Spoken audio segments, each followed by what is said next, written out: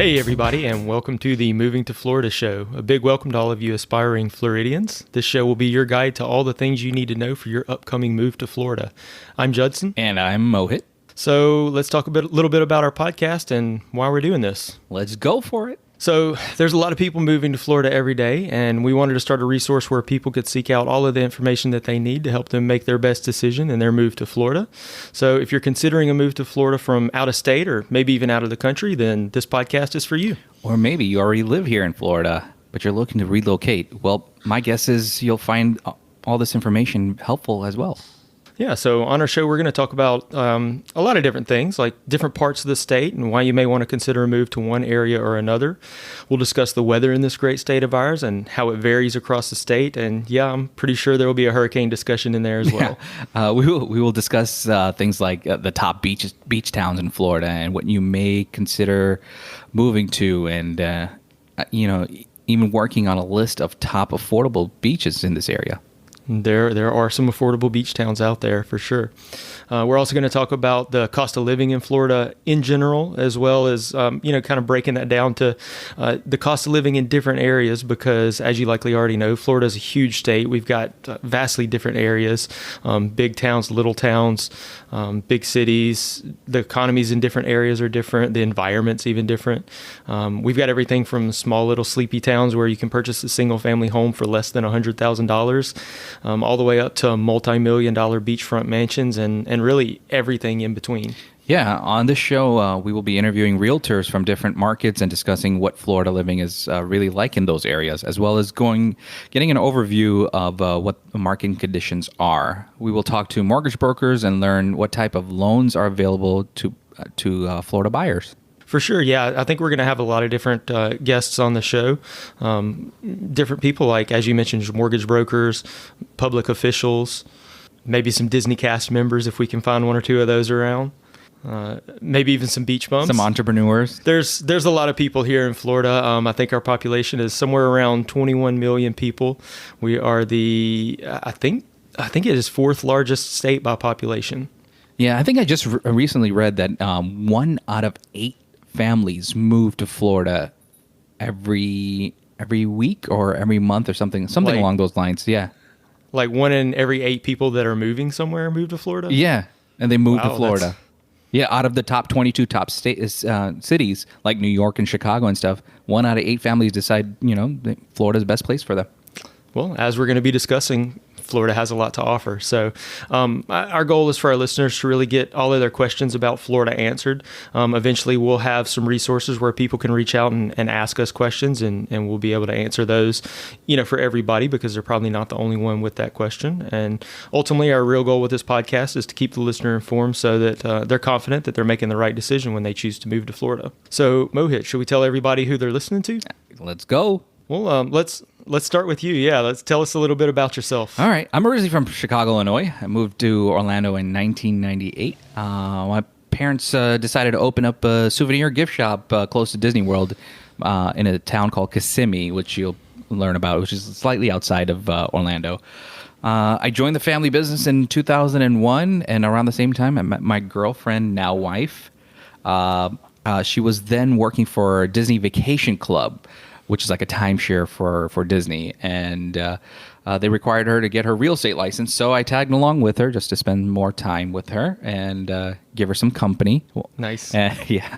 It was also, yeah. So I continued working with my parents and got married. And by then I was just a little burnt out from retail and wanted to try something different. So my wife suggested I go back and get my real estate license, and haven't looked back since. Well, my favorite part is of real estate is probably seeing families so happy after purchasing their first home. I have also become a real estate coach, and my main focus is on technology and social media side of the business. So, Judson, let's hear a little bit about you. Yes, sir. Well, again, my name is Judson. My wife and I moved to Florida about 4 years ago. When we decided to move here, it was We, it's funny. We had both previously, before my wife and I were together, we had both considered moving to Florida. I'm originally from Louisiana. She's kind of just a Southern girl. She's kind of from Tennessee, kind of from Louisiana.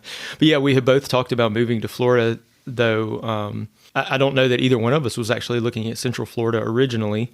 After a few years of marriage, we were kind of stagnant where we were. We were looking for something different, and the opportunity to move here came up.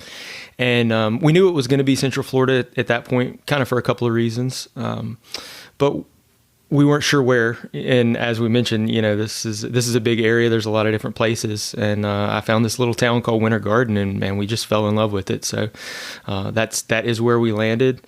Moved out here, like I said, about 4 years ago. Got our family started.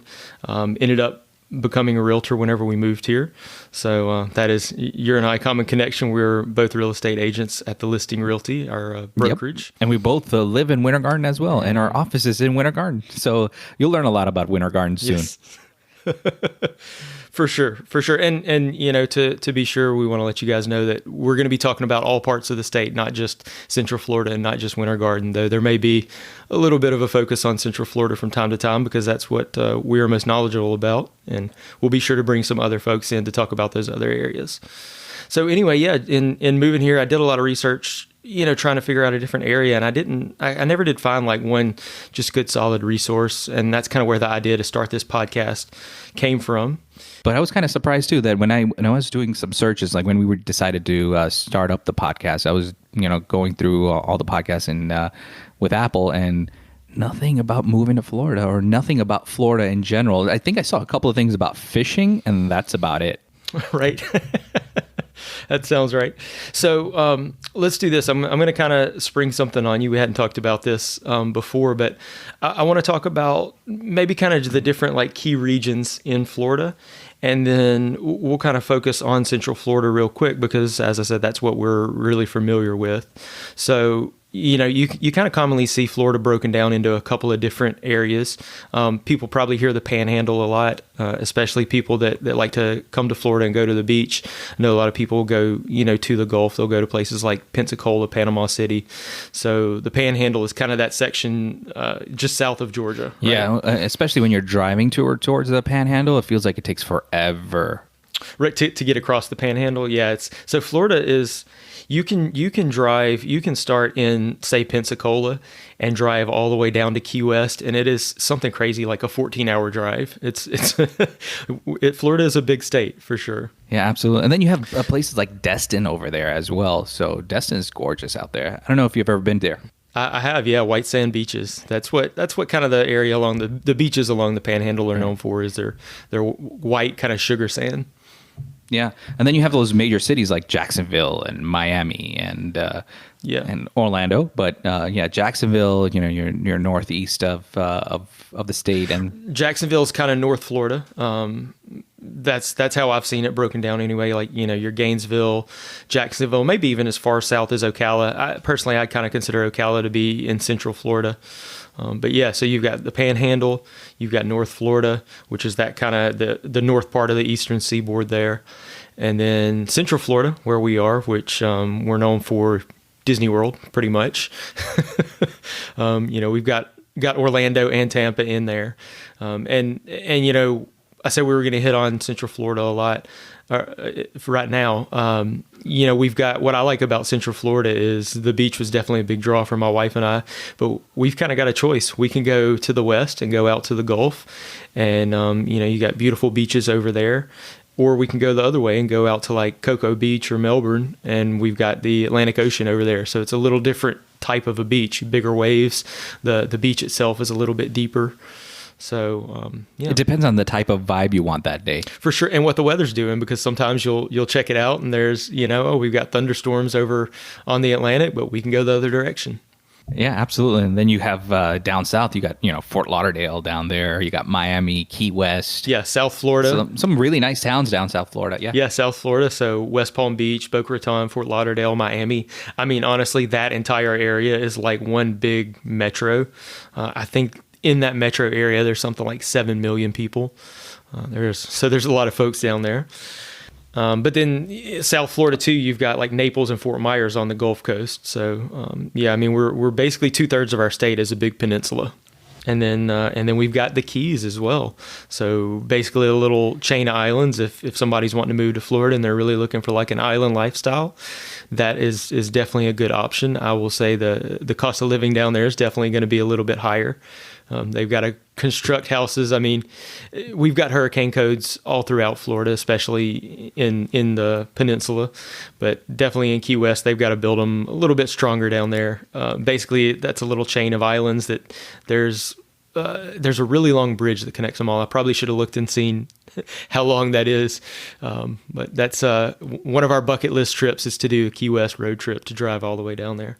So I did that once, and it is a long drive. So, but beautiful, right? yeah, it's. I mean, going past Key Largo, getting into Key West, it's a gorgeous drive. I mean, going over these bridges, hitting from one island to another, it's beautiful. It's just serene. I mean, you can just see oceans all around. So it's really nice down there. But yeah, it's a bit of a drive. So I would say about 7 to 8 hours from Orlando. For Miami, it's another 4 hours. So it takes about 3.5 to Orlando.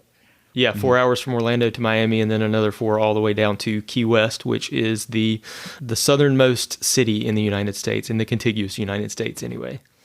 Yeah, so if you go to the most southern point, you can see Cuba. Yeah, the lighting has to be right, though. Gotcha.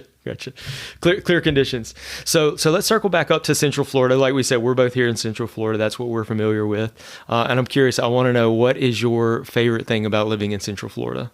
Weather. The weather? The weather is one. Weather. Number 2 is Disney World. Yeah, you definitely do have to be able to deal with the heat here. Yes. Though it's been a little mild this year. I love the weather as well. I can handle the heat. I don't like to be cold. So yeah, we've got really hot summers and really mild winters. I think in the 4 years I've been in Florida, it's only gotten down to freezing temperatures maybe twice.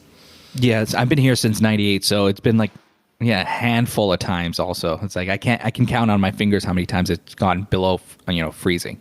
Right. So if you're planning to move to Florida, you definitely got to be able to deal with the heat or prefer the heat even, which I'm definitely in that boat. And then Disney, you mentioned Disney. So are you a big Disney guy? Yes, we are. Our whole family is season pass holders. So we've been going since my kids are 14 and 10. So since my eldest one was maybe 3 or 4 years old, somewhere around there. And we actually stumbled upon getting the annual pass. So me and my wife, we like going to the Food and Wine Festival at Epcot. So we like going through all the countries, trying the different foods and different wines. And then we had they had a pass for Epcot only. So it's Epcot after 4. So you get to try the different restaurants and whatnot. So we did that, and then we're just like, you know what? We'd like having our daughter with us, and she would enjoy this. So we just decided to get the whole entire pass for the whole family. And then we had our little one, and she's at that age, princess this and princess that. So we had to get her the pass as well. So we all 4 started going. And haven't looked back since. We recently got Universal Studios passes because now since like I said, my daughter is 14 years old. She loves the thrill ride. So I like the roller coasters. Yeah, absolutely. So yeah, Universal is more my speed. I also like the water parks. We don't have annual passes to Disney or to Universal, but we do to a couple of different water parks. Right now, Island H2O, that's the new water park at Margaritaville. Oh yeah, which is it's a hop, skip, and jump away from Winter Garden. Yeah, it's just south of us. Yeah, it's from my house, it's 20 minutes, so very close. Yeah, I think I'd say about 10 minutes from mine because we both live about 10 minutes away from each other. Yeah, you're a little south. Yeah, a little more further south, south of Winter Garden. It's a little warmer in South Winter Garden. Yeah. Oh, yeah. Speaking of weather and the heat, that's the other thing I was going to say. During the summer, it does get hot, but summer days, like on hot summer days, you can almost set your watch by the afternoon thunderstorm. Oh, yeah. Like every day, 4 p.m., the clouds form up. You get some thunder and lightning, you get some rain, but in 30 minutes, it's gone and it cools it off. And then the humidity strikes after a couple hours after that. Oh, who are we kidding? It's humid anyway. True. I guess that probably about wraps it up for our first episode here.